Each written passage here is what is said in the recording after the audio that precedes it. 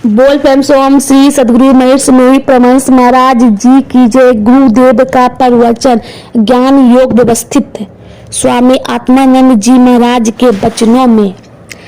ये सब मेरी विभूतियां है। इसी ज्ञान का संपादन अर्जुन ने भी किया है। विश्व रूप दर्शन योग में अर्जुन ने कहा है, हे देव, आपके शरीर में संपूर्ण देवों, अनेक भूतों के समुदायों तथा कमल पर विराजे ब्रह्मा जी, महादेव, समग्र ऋषि संप्रदाय तथा दिव्य स्वरूपों को मैं देख रहा हूँ। अर्जुन इस प्रकार से कहता गया और अंत में स्वयं को भी प्रभु में देखकर उसका सारा गर्व पिघल गया और बोला, हे नाथ, आप अनंत समर्थवान हो। मैं आपको आगे से पीछे से चारों ओर से नमस्कार करता हूँ।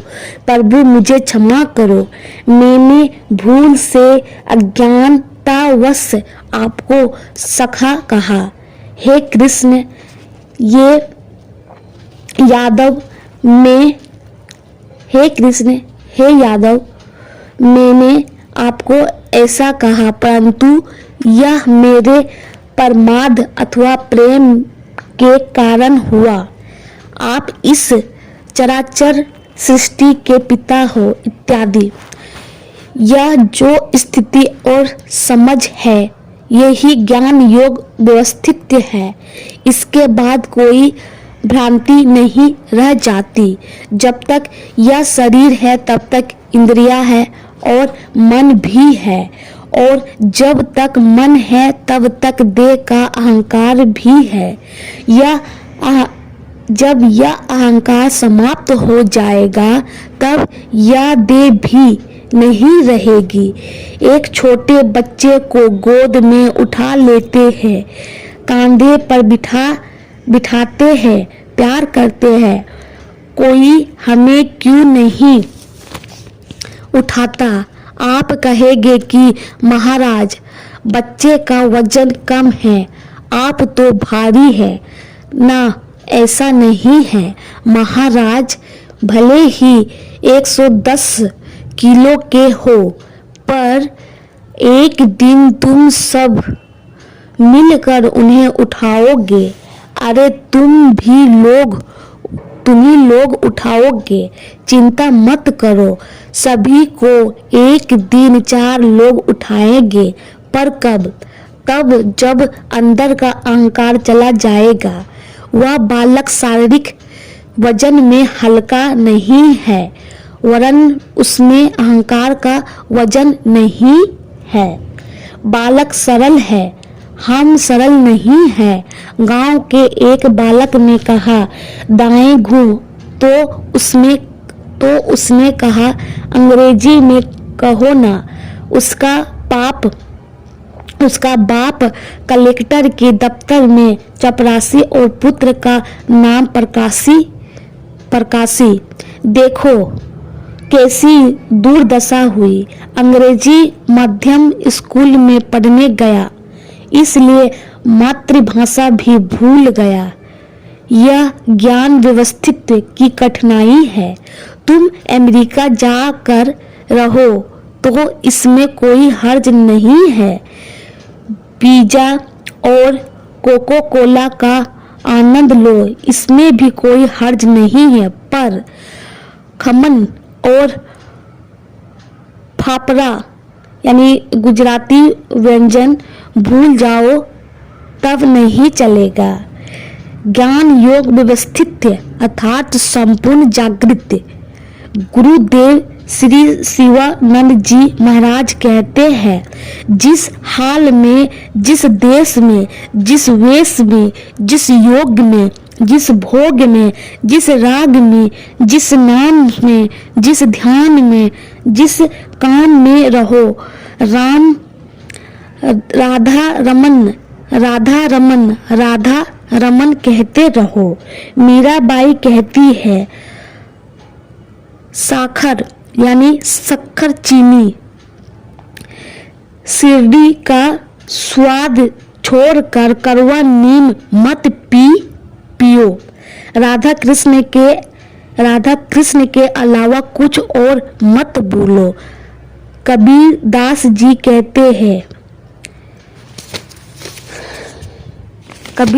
कहते हैं ध्रुव ने पिया, प्रहलाद ने पिया, पिए मीरा बाई।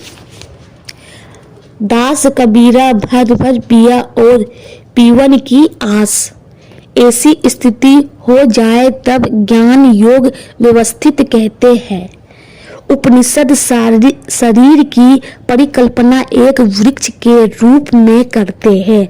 इस वृक्ष पर दो पंछियों का एक साथ निवास है। इनमें से एक पक्षी एक डाल से दूसरी डाल पर कूदता रहता है। उनके मीठे कड़वे फल खाते हैं, फलों के स्वाद का आनंद लेते हैं, कड़वे स्वाद से दुखी होते हैं।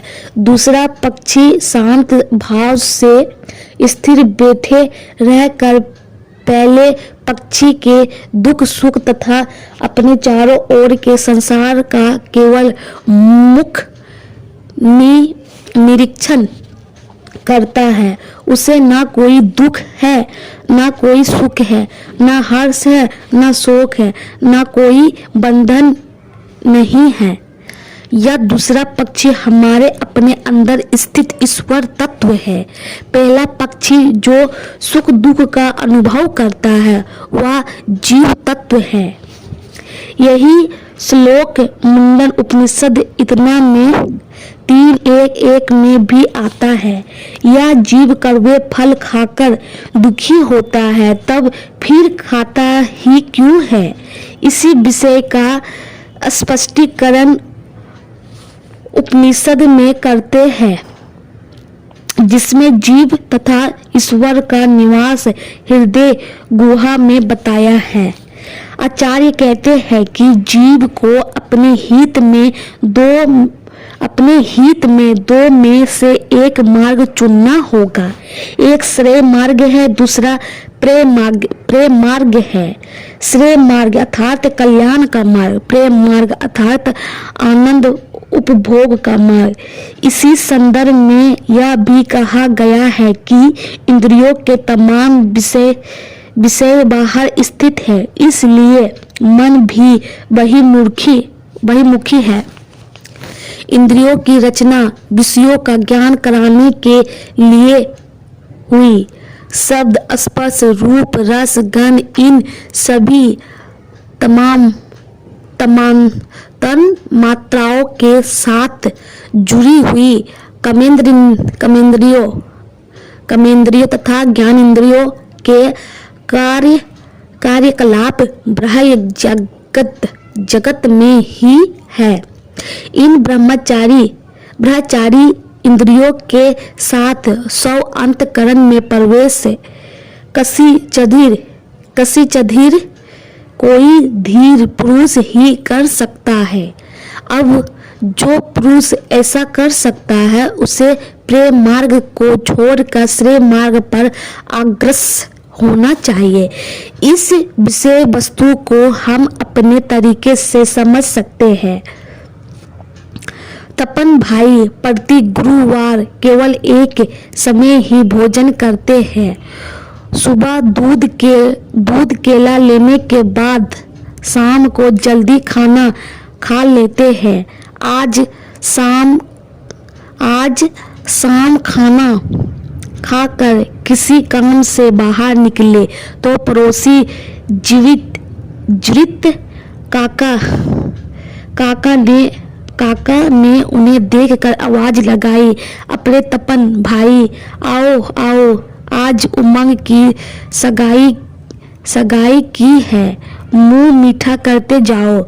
फलाहारी चिवड़ा है, फलानी कचौरी है, केसरी दूध है और आइसक्रीम है। तपन भाई के मुंह में पानी आ गया और मना न कर सके। अभी खाया था, ऊपर से सगाई का फलाहार पेट बिगड़ेगा नहीं तो और क्या होगा। पेट फूले ना इसलिए सोडा भी लिया, पाचन ठीक रहे इसलिए अंत में एक पान भी खा लिया। यह सब किसके जोखिम पर, इससे श्रेय कितना।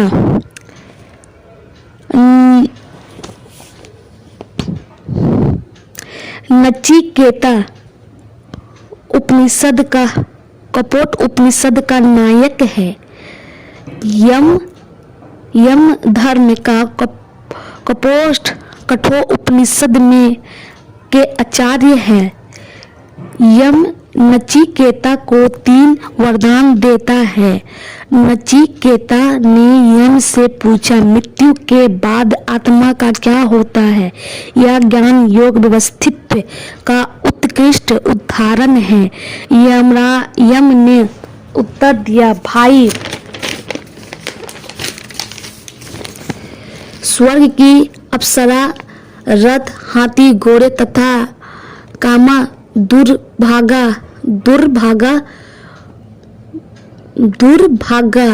मर्त्यलोके अर्थात मर्त्यलोक में जो कुछ भी दुर्लभ है वह सब ही सर्वान्य ये सब प्रार्थना अथवा इच्छा मात्र से ही तुरंत मिल जाएगा। तू इस आत्मा और मृत्यु की बात को छोड़। परंतु नचिकेता दृढ़ था, ज्ञान योग व्यवस्थित से अनुभूत था। वह बोला, रॉन्ग नंबर, अरे तुम मुझे हजारों वर्षों का आयुष दो तब भी क्या, लाखों वर्षों के बाद भी एक दिन तो मरना ही पड़ेगा कि नहीं। यम ने कहा, हाँ भाई मरना तो पड़ेगा, तो फिर उसके बाद क्या होगा, कहो ना। देवताओं को दुर्लभ ऐसे त्रिभुवन के साम्राज्य को जो ठोकर मार सके वही ज्ञान योग व्यवस्थित की दिव्य और भय प्राप्ति कर सकता है। एक प्रसिद्ध कथा है, एक संत जाड़े के मौसम में सुबह के समय पैर फैलाकर धूप सेक रहा था। वहां पर एक राजा आया और उसने संत से प्रार्थना की कि महाराज आशीर्वाद दीजिए कि युद्ध में जीतूं।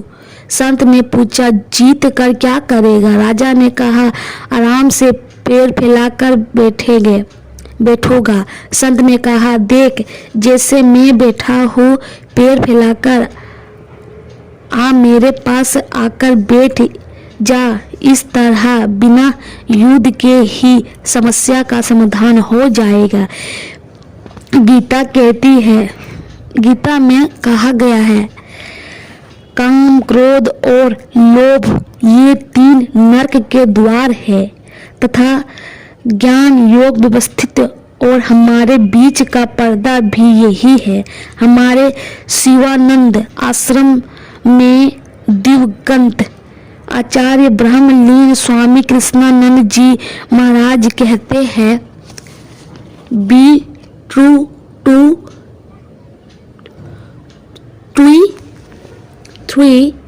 वन सेल्फ, यानी तुम अपने स्वयं के प्रति वफादार बनो। बड़ी कठिन बात है। एक दिन मुझे एक व्यक्ति से मिलना था जिसने हमारा परिचय करवाया। उसने कहा, स्वामी जी एक बहुत बड़े योगाचार्य है। उन्हें ऊंचे IAS और IPS अफसरों के योग सिखाते हैं इत्यादि। यह सुनकर वह व्यक्ति गर्म हो गया। मुझसे बोला, महाराज आपको समाज में कोई अच्छे आदमी नहीं मिले, इन चोर मवालियों को योग सिखाते हो। मैंने पूछा, क्या तुम कभी अपने साथ रहे हो? तुम अपने साथ अकेले रहो, कोई चिट्ठी पत्री नहीं, फाइल नहीं, रेडियो टीवी इत्यादि नहीं। अखबार नहीं, मैगजीन नहीं, मात्र मैं और मेरा शरीर, मेरे प्राण, मेरे मन, मेरे श्वास, मेरे विचार, सब लगाओ अपने अंदर डुबकी, तब पता चलेगा कि मैं कैसा हूँ। फिर परिवार के प्रत्येक सदस्य का विचार करो। 2-4 वर्षों के अंदर पता चलेगा कि अंत में सब एक है, सब भ्रम में है। मेरी इस 2 टूक बात से वह व्यक्ति इतना दुखी हुआ कि पूछो मत। मैं नालायक हूँ। इस बात का पता उसे कैसे लग गया? अपने आप को खोजने की आदत डालनी चाहिए। नित्य प्रति निश्चय समय पर नित्य प्रति निश्चय समय पर नियमित रूप से शांत स्थिर बैठो। इंद्रियों को बाहर से खींचकर मन के अंदर झांकना ही पड़ेगा। तब ही ज्ञान का रहस्य समझ में आवेगा।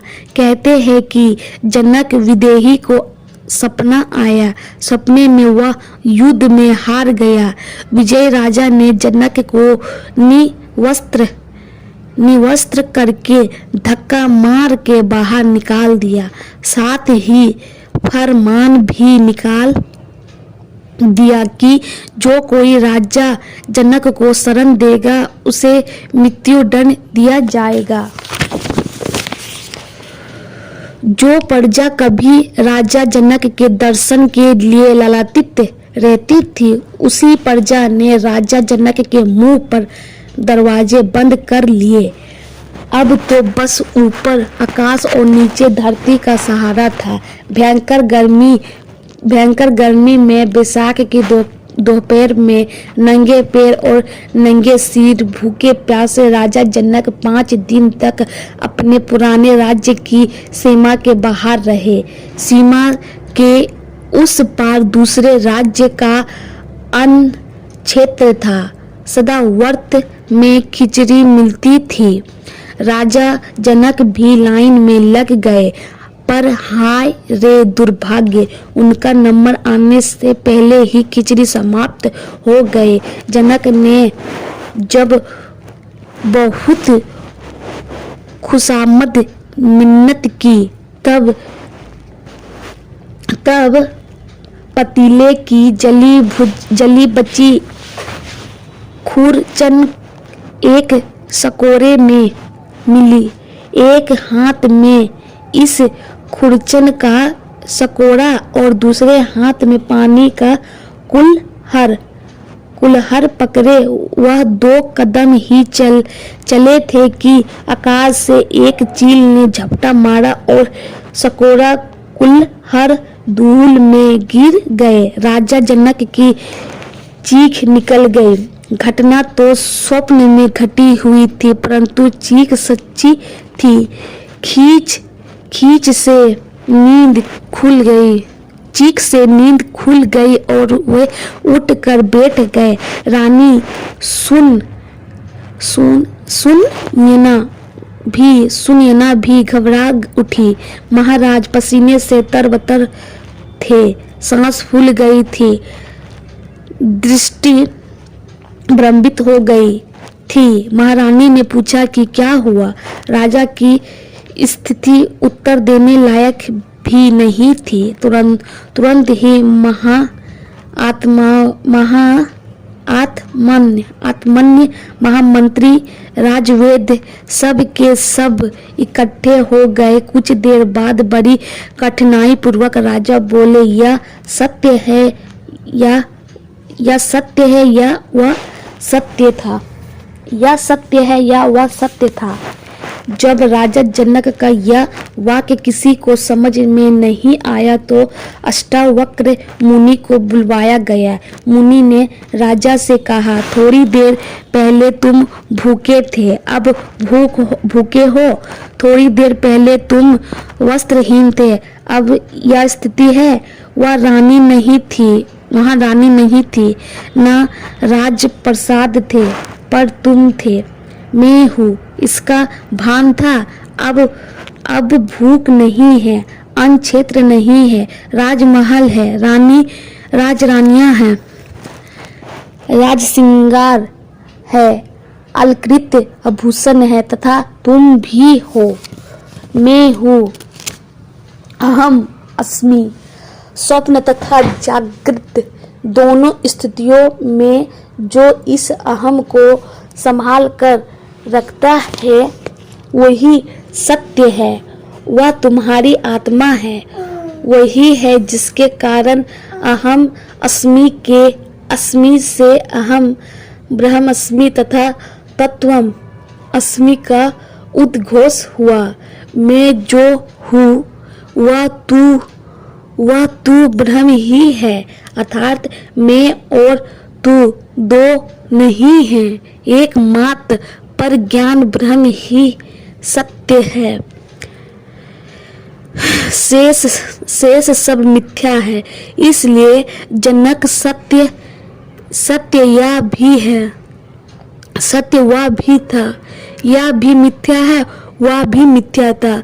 जहाँ यह और वह, यहाँ और वहाँ है, वहाँ यह ज्ञान योग व्यवस्थित कभी भी संभव नहीं है।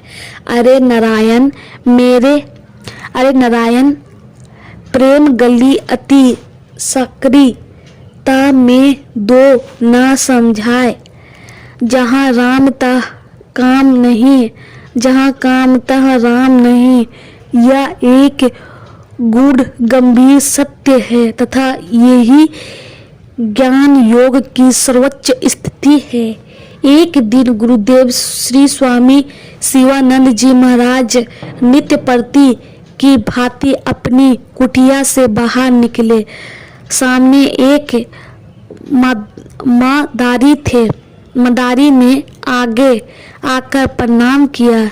स्वामी जी ने भी नीचे झुककर उसे प्रणाम किया और कहा, अपना खेल दिखाओ। मदारी ने बीन बजाई, सर्प से नृत्य करवाया। श्री गुरुदेव ने तत्काल सेवकों से एक थाल भर मिठाई मंगवाई। फल धोती रुपये 108 रुपये, पुष्पहार और योग वेदांत अर्णय अकादमी का प्रणाम पत्र देकर उसे विदा किया। प्रणाम पत्र में लिखा था, तुम सपेरा सम्राट हो।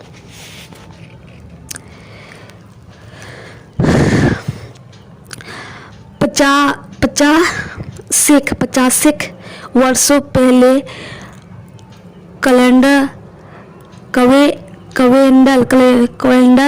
सिगरेट 50 वर्षों पहले कैलेंडर सिगरेट का विज्ञापन करने वाले ऊंचे ऊंचे बांसों के ऊपर चलकर आते थे। लंबी पैंट के अंदर बांस, सिर पर नेवी कट टोपी इत्यादि। श्री गुरुदेव भी सम्मान करते कहते, सारे दिन तुम कैलेंडर का गुणगान करते हैं, उसमें थोड़ा जोड़ो, राम राम। कैलेंडर धमी जलती है, राम राम राम। कैलेंडर उत्तम वर्जनिया से बनती है, राम राम राम। कैलेंडर का स्वाद उत्तम है, राम राम राम।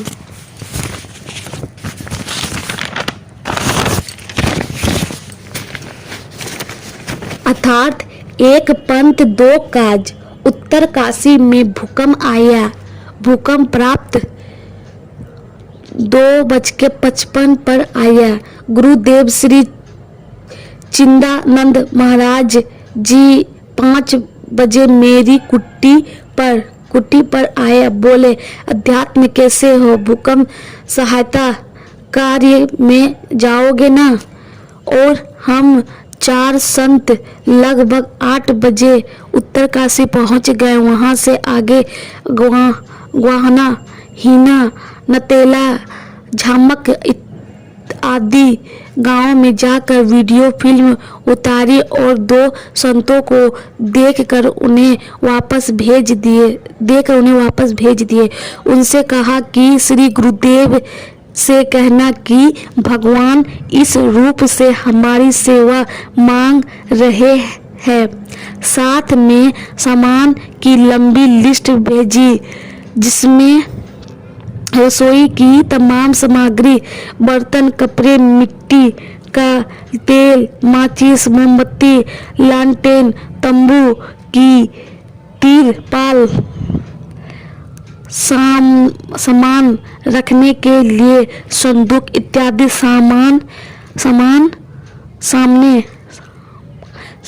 सामान लिखे थे। कुछ भी बाकी न रहे ऐसी लिस्ट भेजी थी। दूसरे ही दिन आश्रम से 2 टंकरों में भर कर सामग्री आ गए। 30 स्वयं सेवक भी आ गए। साथ में लिस्ट भी आई, जिससे हम आए हुए सामान को चेक कर सके। लिस्ट के अंत में पूज्य स्वामी जी महाराज अपने हाथ से एक आइटम जोड़ा था, बीड़ी 2 टन। इसका नाम है ज्ञान योग व्यवस्थित। एक बार स्वामी जी कनाडा प्रवास पर गए। आगे ड्राइवर के बगल में ब्रह्मलीन स्वामी विष्णुदेवानंद जी बैठे थे। बाहर बर्फ पड़ रही थी, बहुत ठंड थी। ड्राइवर सिगरेट पीना चाहता था और उसने 2 बार स्वामी जी से आज्ञा मांगी। दोनों बार स्वामी जी ने सख्ती से मना कर दिया। तब फिर ड्राइवर ने रियर व्यू मिरर को इस प्रकार व्यवस्थित किया कि उसमें पीछे बैठे हुए स्वामी चिदानंद जी महाराज दिखाई दे। फिर पूछा, मिस्टर गांधी, क्या मैं सिगरेट भी पी सकता हूँ? तुरंत से उसे उत्तर मिला, ऑफ कोर्स, व्हाई नॉट। और स्वामी जी ने अपना लाइटर देकर सिगरेट जलाने में मदद की। ज्ञान योग व्यवस्थित अर्थात दंग नहीं, आडंबर तो बिल्कुल नहीं। यह वर्तमान में जीने की, पल पल जीने की आचार संहिता है। प्रत्येक श्वास में मार्ग में भटक गए पथिक का मार्गदर्शन करने के लिए खड़े रहे। यदि वह पथिक यानी उपेक्षा भी करे, तब भी मैं चित्त में क्षमा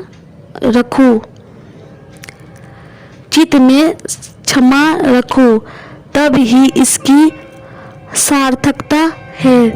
नरसिंह के शब्दों में कहे तो तब हमें अनुभूति होगी कि ब्रह्म लटका करे ब्रह्म पासे। बोल प्रेम से ओम श्री सद्गुरु महर्षि परमहंस महाराज जी की जय।